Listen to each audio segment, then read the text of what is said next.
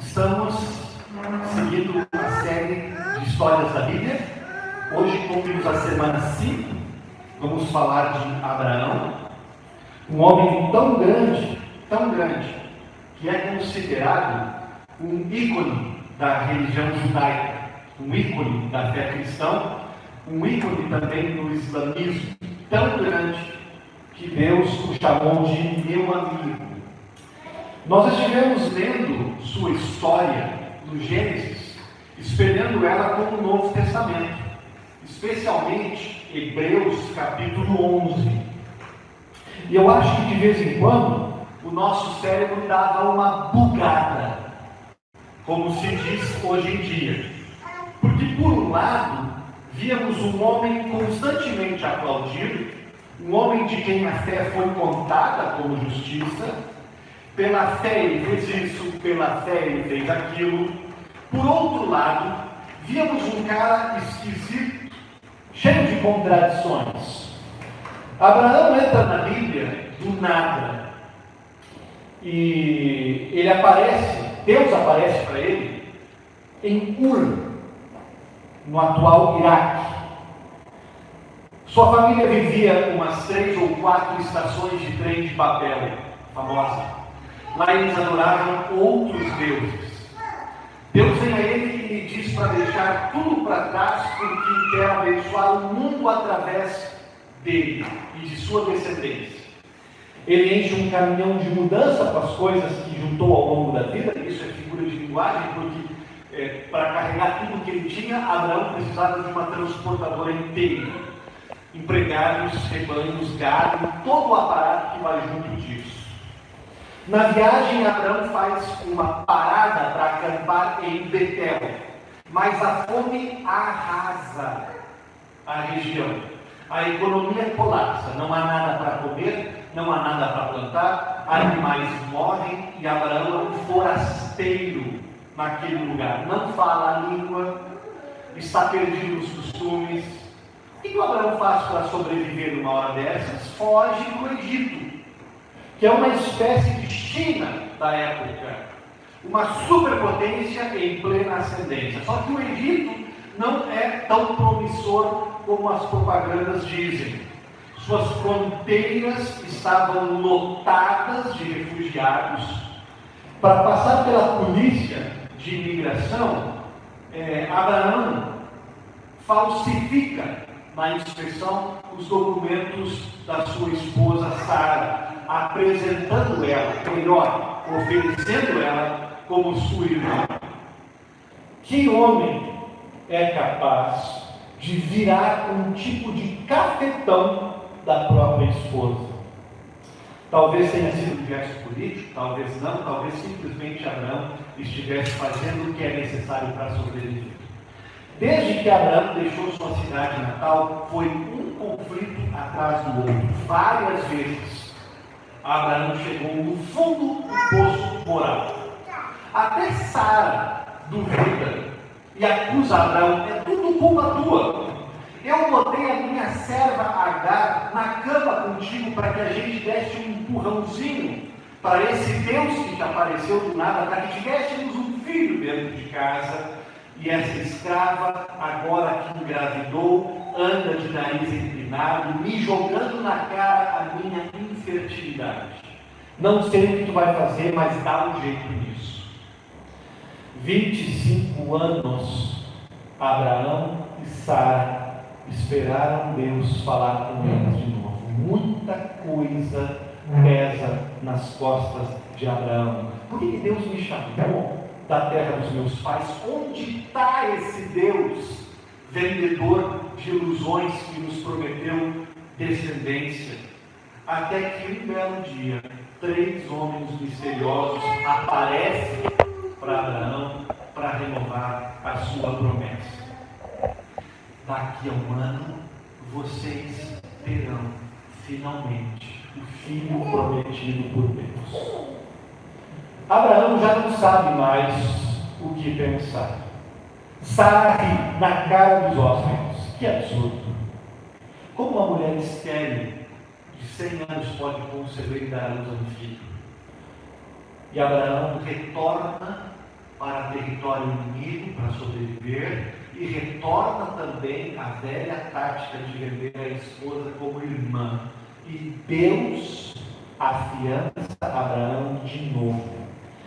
Esse é o meu resumo da história, onde um Deus novo, cheio de promessas e perdão, persegue esse homem que altera obediência e fé com estupidezes e artimanhas. Até que Isaac nasce, noutra demonstração de graça e de amor de Deus. E é aqui que eu peço para que vocês visitem comigo a história que talvez seja a mais dramática na vida de Abraão. O famoso teste de Gênesis 22. E prestem atenção em três coisas, gente. Três coisas. A importância do chamado. 2. A angústia do teste. 3. A substituição pelo cordeiro. A importância do chamado. Nossa história começa com um chamado. Versículo 1 e 2. Deus pôs Abraão à prova e lhe disse: Abraão, pegue o seu filho, seu único filho, a quem você ama, e vá à terra de Moriá. Ali ofereça-o em holocausto sobre um dos montes que eu vou lhe mostrar. Não pude evitar de perceber essa coisa do chamado. Porque quando a gente lê sobre Abraão, ficamos com a impressão que Abraão está constantemente sendo chamado por Deus. E a primeira coisa que a gente nota é a ressonância desse chamado de Deus em Gênesis 22, como os outros chamados de Deus ao longo de sua história. Quase dá para ver uma espécie de padrão. Tanto nesse chamado como nos anteriores, Abraão é sempre chamado para quê? Ir. Deixa tua família, deixa teu conforto, deixa tua estabilidade, vá. Saia, ande. Em segundo lugar, Abraão está sempre sendo chamado para ir a algum lugar onde Deus vai mostrar para ele depois. Vai mostrar para ele quando chegar a hora. Nesse capítulo, Deus diz: vá à terra de Moriá. Há uma montanha que eu te mostrarei depois. Tem sempre esse aspecto de esperar por uma orientação no futuro, uma orientação que será dada. E o terceiro aspecto, padrão no chamado de Abraão, é que Abraão é sempre chamado a entregar algo valioso, para sacrificar algo importante. Agora ele está sendo, antes ele foi chamado para deixar para trás, para entregar civilização, segurança, status, cultura, deuses. E agora Abraão está sendo chamado a entregar o seu próprio filho, o herdeiro da família, da promessa, do nome, o centro, o amado, o centro do amor, da vida emocional daquele casal de Abraão. Ser chamado por Deus não é exclusividade de Abraão. Vemos essa situação por toda a Bíblia, e por toda a Bíblia nós lemos que aqueles que recebem a fé, que são colocados dentro do povo de Deus, foram de alguma forma, em algum momento, chamados por Deus. Só para dar alguns exemplos para vocês. Jesus dizendo: muitos são chamados, poucos os escolhidos. O apóstolo Pedro: fomos chamados das trevas para a luz. O apóstolo Paulo: todas as coisas cooperam para o bem daqueles que amam a Deus, daqueles que foram chamados. De acordo com a Bíblia, ser cristão, gente, é, antes de qualquer coisa, ter sido chamado. Um cristão não é aquele que apenas está tentando viver segundo os ensinamentos de um livro, seguindo as diretrizes de um guru. Um cristão não é alguém que apenas vai à igreja. O cristão em primeiríssimo lugar, alguém que recebeu um chamado de Deus. Um chamado que aconteceu um dia. Pode ter sido no dia do seu batismo, para nós que tivemos pais cristãos, que nos entregaram a fé desde pequenos. Pode ter sido um chamado por Deus depois, ao longo da vida. Em algum momento, quando ouvimos o Evangelho e o Espírito Santo tocou em nosso coração. A forma pode ser diferente, batismo ou palavra, mas todos os cristãos, para todos, a vida com Deus começa e é um chamado contínuo. O chamado que nós vemos para Abraão e para Sara foi muito peculiarmente, muito para eles. No entanto, o padrão, a essência do que Abraão ouviu de Deus, também vale e também é importante para a gente. Implícito no ir para um lugar onde você não sabe, no ofertar aquilo que você tem de mais valioso, está uma mensagem de Deus. Qual é? Eu, o Senhor, vim fazer parte da tua vida, porque sem mim você não é e você não tem nada. Embarca comigo e é uma aventura, mas ao meu lado tu terás tudo o que tu precisas. E Deus nos faz este chamado porque Ele sabe que sem esse chamado nós vamos acabar seguindo outros chamados. E estes outros chamados vão acabar fazendo mal para a gente. Ninguém é dono de si. Ninguém consegue viver sem estar ouvindo e obedecendo uma voz, um chamado. Cada pessoa, seja ela religiosa ou não, tem algo importante, tem alguma coisa ou algumas coisas tão profundamente importantes para a sua autoestima, para a sua esperança, para a sua realização, para a sua felicidade. E essa coisa, ou essas coisas, são o objeto do amor, da fé, são os nossos deuses.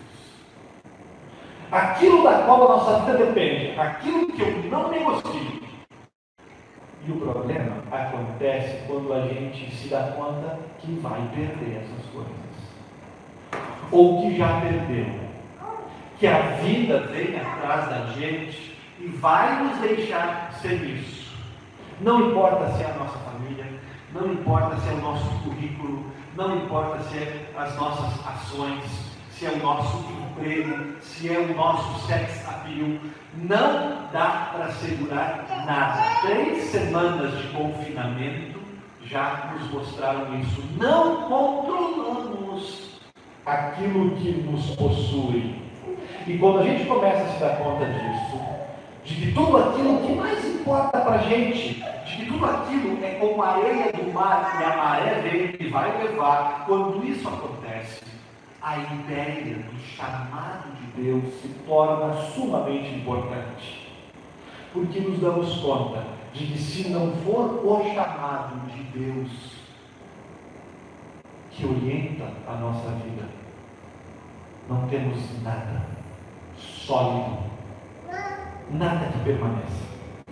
A história de Abraão começa com um chamado. Aqui em Gênesis 22, novamente um chamado. E o meu primeiro ponto é a importância desse chamado, de receber esse chamado e de continuar ouvindo esse chamado e levando a sério esse chamado, porque faz uma tremenda diferença prática na nossa vida e como a gente enfrenta uma pandemia.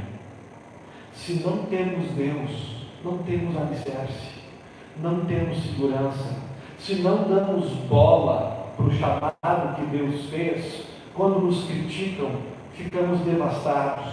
Quando fracassamos num projeto, ficamos devastados. Quando a bolsa de valores quebra, ficamos devastados. Quando o nosso político de estimação é desmascarado, somos devastados e vivemos com medo de perder isso, de perder aquilo, porque depositamos em algo, em outros chamados, a nossa esperança, a nossa felicidade. Não precisa ser assim. Essa é a primeira coisa que Deus quer te dizer nesta manhã. Se você seguir outros chamados, a vida vem e te pega. De novo e de novo, ela vem e toma. E tira aquilo que a gente deposita a esperança, até que a gente ouça e se entregue em confiança à voz de Deus que nos persegue, dizendo de novo e de novo: teu coração te dizia que para se sentir importante, teu coração te dizia que você precisava disso, daquilo para ser feliz, mas o tempo todo o que o teu coração sempre necessitou foi de mim. Vem comigo. Deixa eu, o Senhor, ser tua fonte de felicidade. Deixa eu te garantir a aprovação. Deixa eu te segurar quando o desespero quer te arrastar, quando a confusão quer te arrastar de um lado para o outro. E hoje, com Abraão sendo chamado, Deus está também querendo renovar o chamado que nos fez, para que a gente o escute e a gente continue vivendo a partir desse chamado. Se você já foi chamado por Deus, se você já foi batizado, se você já tem o Espírito Santo, primeira coisa, permaneça nesse chamado, valorize esse chamado, dependa desse chamado, desfrute ser chamado por Deus. Se você está me ouvindo, me acompanhando, e você não sabe se foi, ou você não tem certeza de que ouviu, considere ouvir hoje Deus falando para você: eu te chamei pelo teu nome, tu és meu, vem caminhar comigo. Segunda coisa, gente, é a angústia do teste. O texto diz que Deus pôs Abraão à prova. Nós temos essa dimensão do teste na história. Mas o que exatamente Deus estava testando? A fé de Abraão? Fé em que sentido? A quantidade da fé ou a qualidade da fé? O que Deus queria ver? O que Deus queria mostrar para Abraão? O tamanho da fé ou o conteúdo, o objeto da fé? Sabem que às vezes a gente lê essa história da prova de Abraão com uma abordagem meio muçulmana, sabe? Ou meio BOP, tropa de elite. Que abordagem é essa? É a abordagem que defende que a moral da história, a lição dessa história, é que não importa quão perigoso, não importa quão louco seja a ordem de Deus, faça. Missão dada é missão cumprida. A moral da história: obediência perfeita. Obedeça a Deus perfeitamente, não importa o que Ele te disser. Será? Pelas dúvidas, gente, a fé cristã luterana está completamente de acordo com obediência incondicional.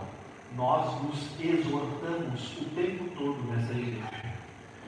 E é possível que nesse texto a obediência de Abraão seja parte do teste, mas não é o principal. Não transformemos essa história numa história de obediência, porque ela não é sobre isso primordialmente. Me desculpem os fariseus de plantão. 1843, Søren Kierkegaard apontou para esse ponto no livro Tremor e Temor. ele escreveu irritado, falando das pessoas que liam essa história de Abraão e de Isaac como uma história linda, de inspiração, de lição, quando na verdade era uma história que o atormentava, que o aterrorizava. Mas alguém lendo isso, ouvindo isso, se sentiu assim, atormentado, um pouco horrorizado com esse teste? Se você se sentiu assim, calma, estamos em boa companhia. Kierkegaard deu o exemplo de que se um pai ouvisse essa história e matasse o seu filho, todos lhe diriam que aquilo foi uma loucura, uma monstruosidade, e todos diriam que foi um crime e pediriam que ele fosse condenado. Que tipo de monstro faz uma coisa dessa? Kierkegaard pergunta, por que é que com Abraão seria diferente? Por que ele não deveria também ser condenado por ter se predisposto a fazer tal coisa? Gente, não precisamos concordar com a comparação do Kierkegaard, mas o filósofo tem razão num ponto. No nível da ética, no nível da obediência, essa história não funciona. Como entendê-la então? A chave está no contexto histórico. Nós começamos a compreender o porquê de Abraão não ter se negado a obedecer a Deus, quando nós conhecemos um pouco do pensamento que se tinha na época. E aí, eu apelo para o conhecimento de vocês, que vocês têm adquirido estudando as histórias dos povos, a religiosidade das civilizações antigas, seja na escola, seja em livros, seja em sites, ou mesmo assistindo o History Channel. Nós aprendemos duas coisas básicas assistindo esses canais, lendo sobre culturas antigas. Primeira, Deus não pediu para Abraão assassinar o filho. Se Deus quisesse isso, teria dito para Abraão: entra na tenda e sufoca a tua criança com uma almofada. Ele não pediu isso. O que é que ele pediu então? Ele chamou Abraão para fazer o que mesmo? Uma oferta, um holocausto. Abraão estava completamente familiarizado com a ideia, com o ritual de sacrifícios humanos para apaziguar a ira, a justiça de deuses. Acontecia na sua cidade de Ur, no seu país, na região. A arqueologia comprova isso. Nos slides eu até coloquei um link para vocês analisarem isso do ponto de vista científico. Segundo, gente, Abraão entendeu que o holocausto deveria ser o filho, porque o sacrifício de um filho tinha a ver, de acordo com a cultura, com a salvação da família, a salvação de uma tribo, de um povo. Hoje é muito difícil para a gente entender isso, porque nós vivemos numa cultura individualista. Não era assim na época, e não é assim hoje no Oriente, onde o conceito do coletivo é muito mais profundo do que a gente tem. Lá se pensava que somos literalmente responsáveis uns pelos outros, pelo nosso clã, e toda a nossa esperança de sucesso, de prosperidade está ligada à família.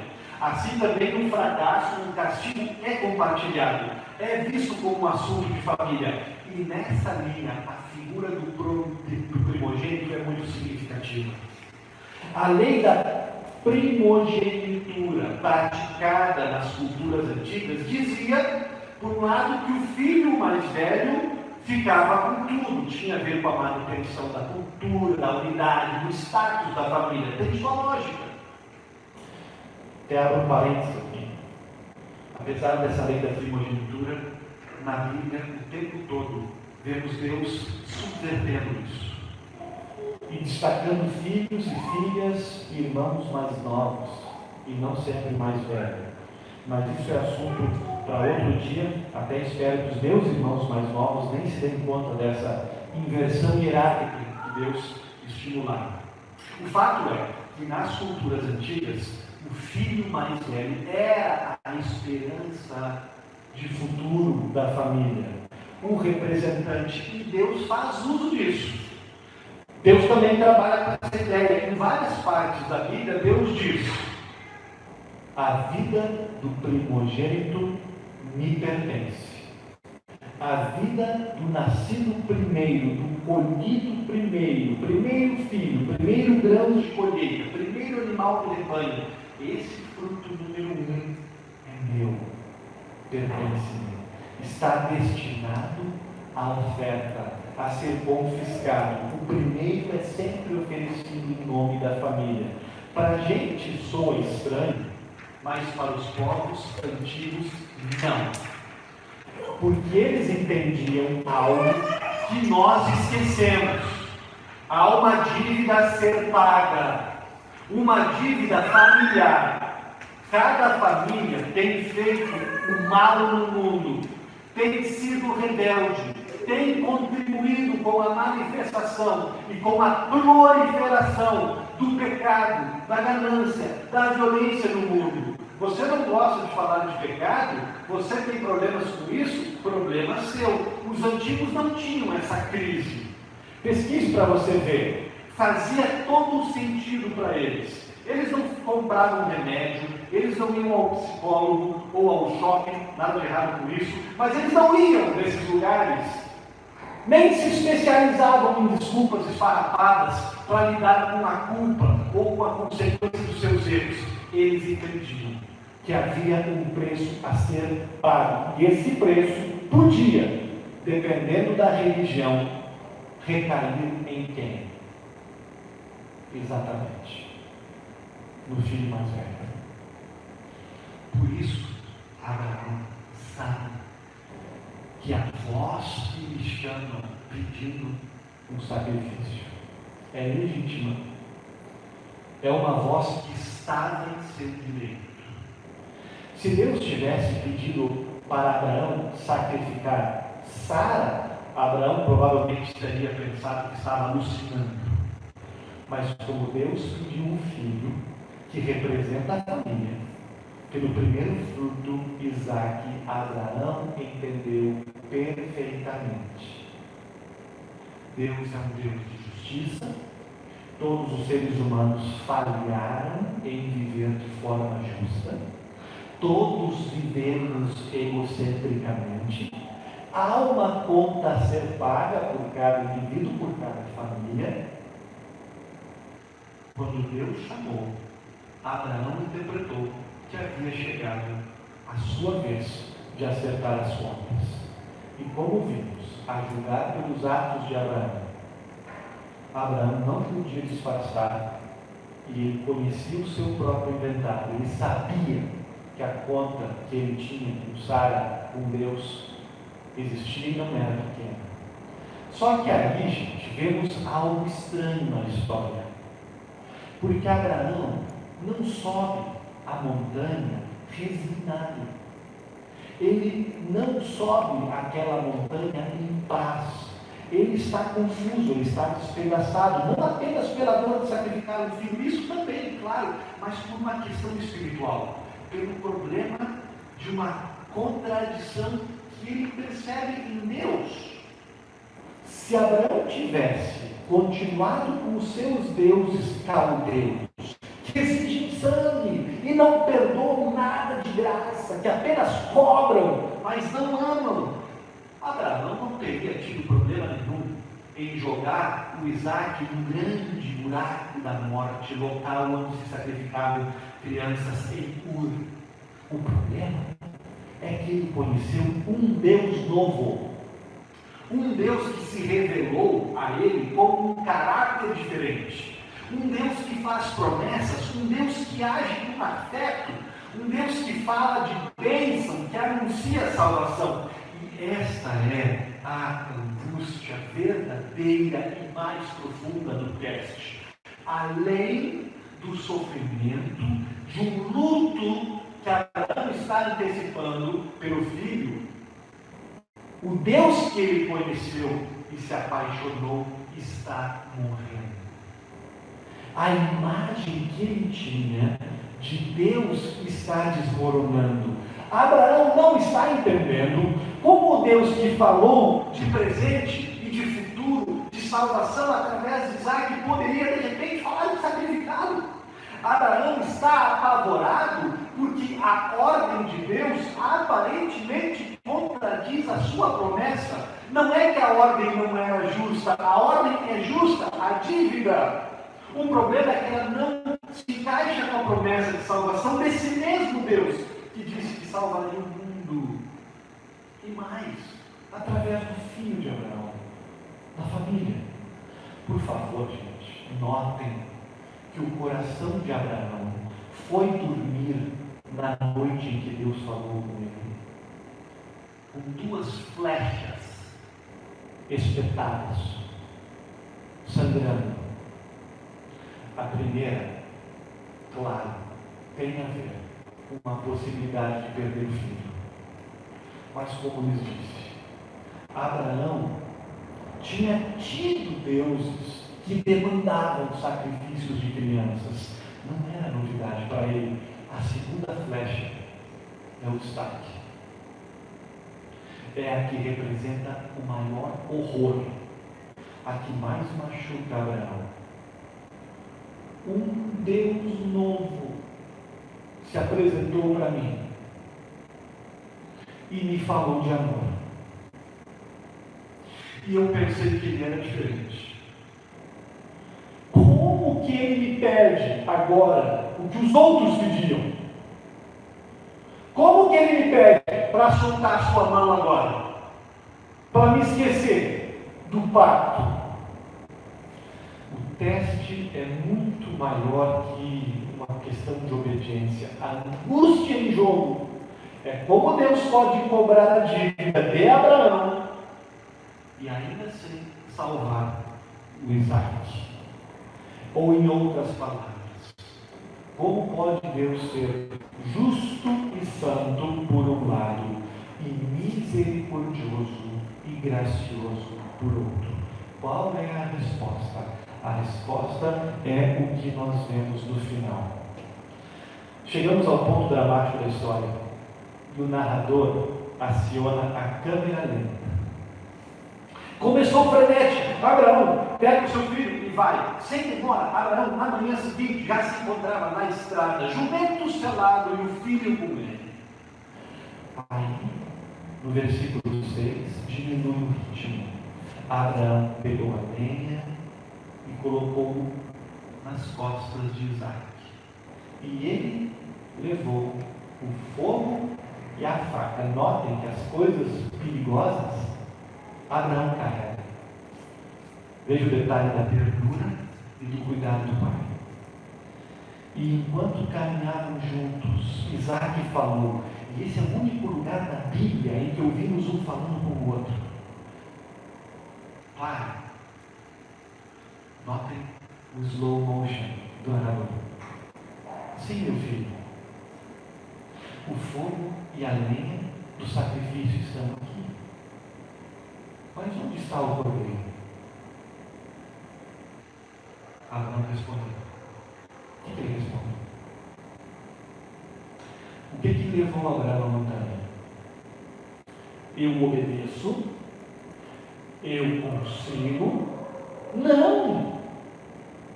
Não era isso que estava no coração do Abraão.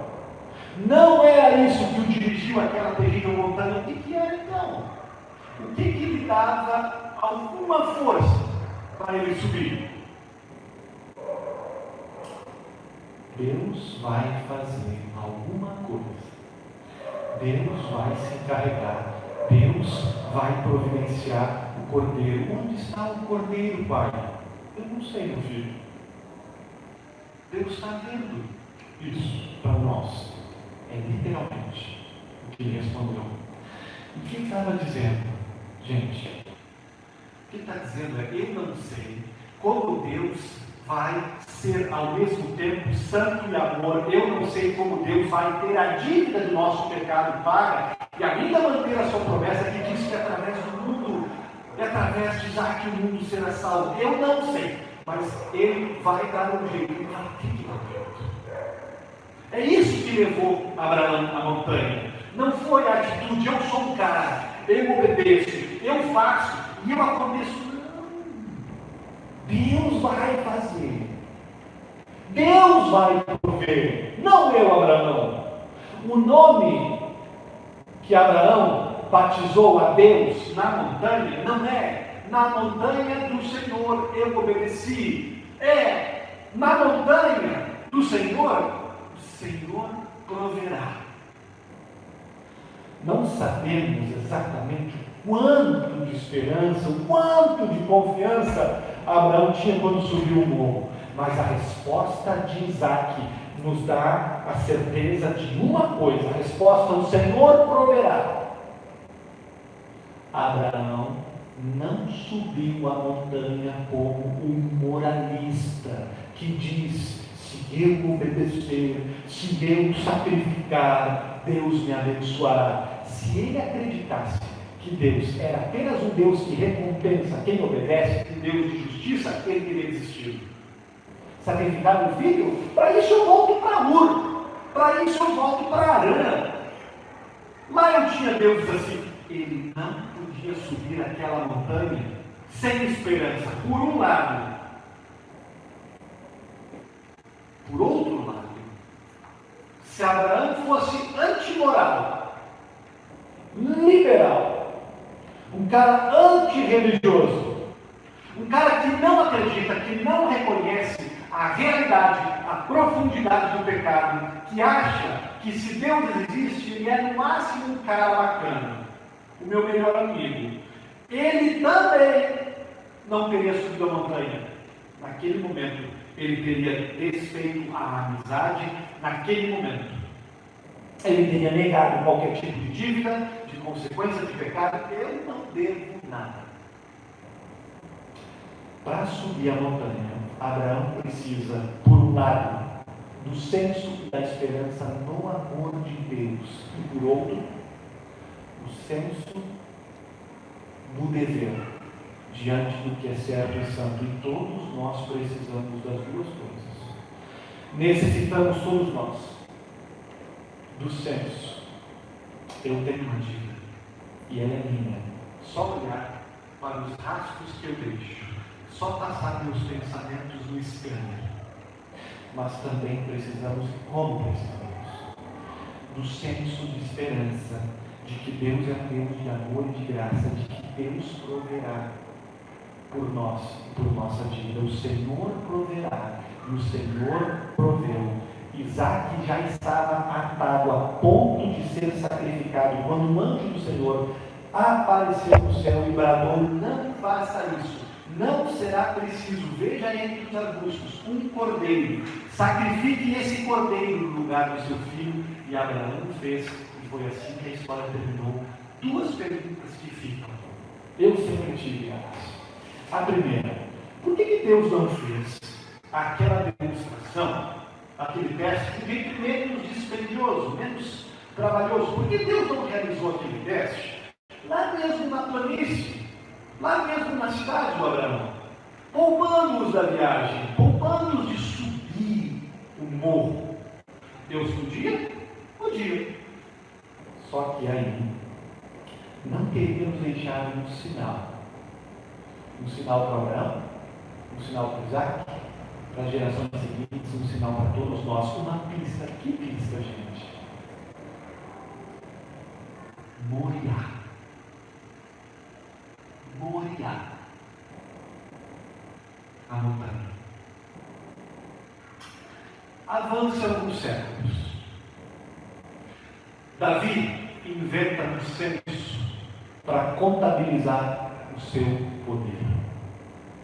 Deus fica louco com ele, se enfurece com a ocasião. E catástrofes e pragas começam a acontecer em todo Israel. Um anjo se prepara para descer na capital Jerusalém com uma espada desembainhada. Davi se dá conta do seu erro, que precisa confessar, que precisa sacrificar. Corre para uma montanha vizinha do palácio. Adivinha o nome? Exatamente, Moriá.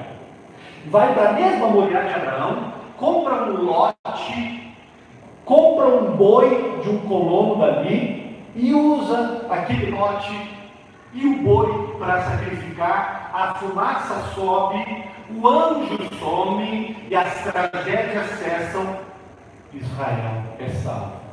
No Monte Moriá, Deus providenciou um boi para morrer. O seu povo inteiro foi poupado. Avance mais alguns anos. O filho de Davi, Salomão, o sábio, recebe permissão para construir o templo para o povo. Salomão escolhe o lugar onde o templo vai ser construído. Adivinhe. Exatamente. Moriá. No exato lugar onde Isaac foi poupado por um cordeiro, onde o povo foi poupado por um boi, a casa de Deus foi construída para compensar os pecados de cada família, com um altar imenso, onde ano após ano o sangue de animais era derramado. Esse sangue dos animais carregavam a culpa dos pecadores, providenciava temporariamente a limpeza e o perdão das pessoas. Por séculos foi assim. Deus providenciava perdão lá no templo, lá na montanha de Moriá. Só que a história de Moriá está longe de ter um final no Antigo Testamento, porque entramos no Novo Testamento e aí vimos que o que vem no Antigo são apenas introduções de uma história maior. Vemos que Abraão, Isaac, Davi, Salomão foram apenas introduções, sinalizadores de alguém maior. Um maior que veio escrever o último capítulo da história de Moriá. Um maior que veio e fez Moriá sua casa, que a escalou muitas vezes para ir até a casa do Senhor, que ensinou ali, que expulsou os vendedores, os comerciantes da região dali, que passou a sua última semana, a Semana Santa, que nós entramos hoje exatamente ali. E como Abraão e Isaac, esse que é um maior que eles, Jesus, andou aqueles quilômetros também rodeando a montanha na sua via crucis. Como Abraão mandou os seus servos ficarem para trás, para ele subir sozinho com um filho a montanha, Jesus também disse para os seus servos, para os seus amigos: fiquem vigilando que eu vou sozinho ali em frente do jardim fazer a oração. Jesus, assim como Isaac trazia nas costas a lenha, Jesus trazia nas costas também a madeira, a cruz. Jesus é a semente de Isaac. Quando Isaac pergunta onde está o cordeiro, João Batista, o primo de Jesus, responde: eis o cordeiro. Ele está aqui. Ele chegou, o cordeiro perfeito. Ele é o substituto perfeito, definitivo, não mais temporário. Suficiente. Porque sangue de animais não seria, gente. Sangue de animais não compensa. Não equilibra a balança. O bom senso diz isso. Deus diz isso. Deus diz que não se agrada de sacrifícios de animais. Como pode Deus ser santo e justo ao mesmo tempo? Deus não apenas dá a resposta ao Abraão, ele próprio responde.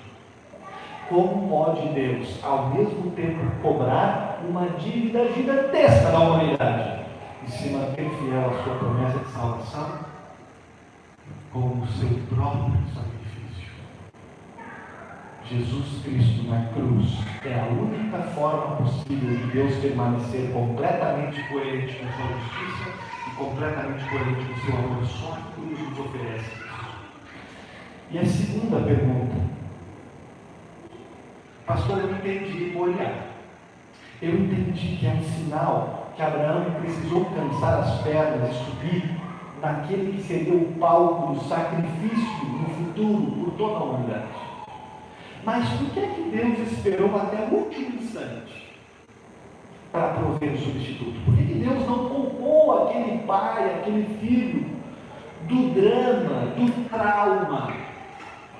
Eu só consigo pensar numa resposta. Porque Deus queria que Abraão, Isaac e todos nós, que somos pais e filhos, que nós nos colocássemos no seu lugar e experimentássemos a sensação e entendêssemos como um pai e um filho se sentem naquela situação. Porque um dia, outro pai e outro filho estariam, de fato, naquela situação. Porque Deus é o Pai que estaria e Jesus é o Filho que estaria em nosso lugar. Só que quando isso aconteceu, nenhum anjo gritou do céu para intervir. Jesus até tentou ouvir o céu, mas ninguém lá interrompeu. E ninguém foi posto num arbusto como substituto para trocar de lugar. Porque esse pai ofereceu esse filho. Abraão não teve que oferecer o seu. Meu pai não teve que oferecer o dele. Eu não terei que oferecer o meu. E nenhum pai e nenhuma mãe precisará oferecer o seu. Nenhum de nós terá que submergulhar. Deus deixou Abraão até o fim, com a faca na mão, para enviar um recado ao mundo. Eu e o meu filho estivemos ali e não hesitamos. É desse jeito que amamos vocês. É a esse ponto.